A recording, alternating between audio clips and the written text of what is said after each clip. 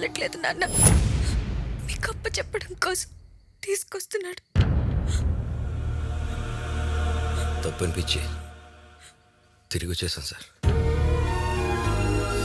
Sir, కూతురు ప్రేమిస్తుందని చెప్పంగానే చచ్చిపోతాం లేదా చంపేస్తాం అని బెదిరిస్తారే తప్ప ప్రేమించినోడు మంచోడా కాదా, ఎవడు ఏంటి, వాడికిచ్చి పెళ్లి చేస్తే తప్పేంటి, మన కూతురే సంతోషంగా ఉంటుంది కదా అని ఆలోచించే తల్లిదండ్రులు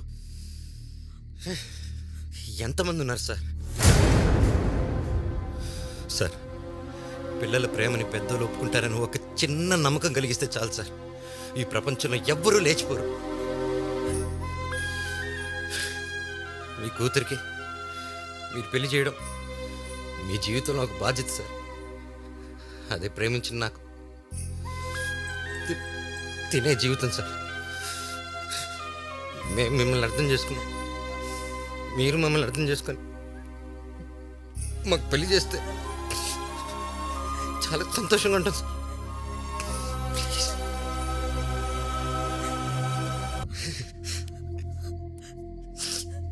మీరు మారేలా లేరు సార్. ఇంకెప్పుడు ఈ లైఫ్లో నా మొహం చూపి వస్తాను.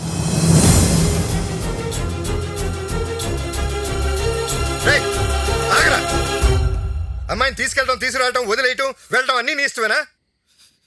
మీరేనా మారేది? ఏ మేము మారవా? మేము మారగలం. తనకిష్టం లేని పెళ్లి చేసి కూతుర్ని బాధపెట్టి ఏం సాధిస్తానా అని ఆలోచించాను. అందుకే నేను ఓడిపోయినా నా కూతుర్ని గెలిపించాలని నిర్ణయం తీసుకున్నాను. అంతేకాదు, నా కూతురు గోడ దూకడానికి ఎక్కడ కష్టపడుతుందో అని నిచ్చెన కూడా నేనే వేశాను. సడన్ గా పారిపోతున్నారు కదా, ఖర్చులకు డబ్బులు ఉన్నాయో లేవని ₹1,00,000 గన్ను తీసుకునే ముందు నా బీడోలోంచి నేనే తీసుకున్నాను. పాప కనిపించట్లేదని ఎప్పుడు చెప్తున్నా అని ఎదురు చూస్తూ ఉన్నాను. పాప కనిపించట్లేదు.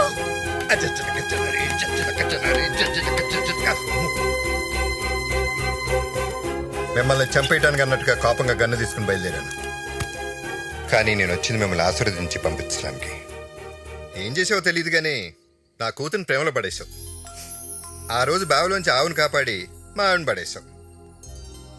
ఇవాళ నా కూతురు లేచిపోదాం అంటే ఒప్పించి నా దగ్గరికి తీసుకొచ్చావే, ఇక్కడ నన్ను పడేశావు. సరే గానీ ఈ ₹1,00,000 తీసుకుని మీరు ఊరు వదిలి పారిపోండి. మీకు నచ్చాక మేమెందుకు మామ పారిపోవడం? ఊర్లోకి వెళ్ళి మా పెళ్లి ధూమ్ ధామ్గా జరిపించచ్చు కదా. నీకే బానే చెప్తావు. నేను జీవితంలో ఆ దేవుడికి కూడా భయపడను, కానీ ఆ వీర్రాజు గారి గుర్తొస్తే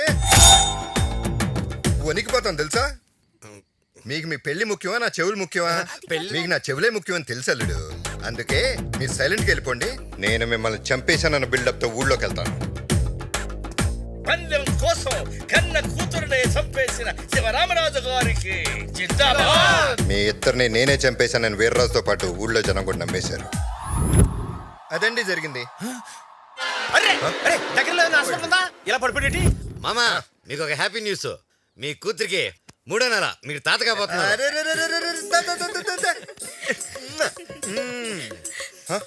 ఇదంతా సరే, మీరు బతికే ఉన్నారని తెలిస్తే ఆ వీర్రాజు గారు నా 2 చెవులు కోసేస్తాడేమో.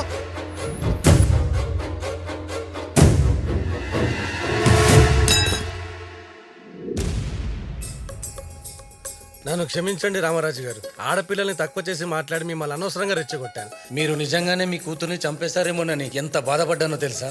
అయితే అయ్యింది కానీ కరెంటు తీయాలంటే అల్లుని పట్టారు.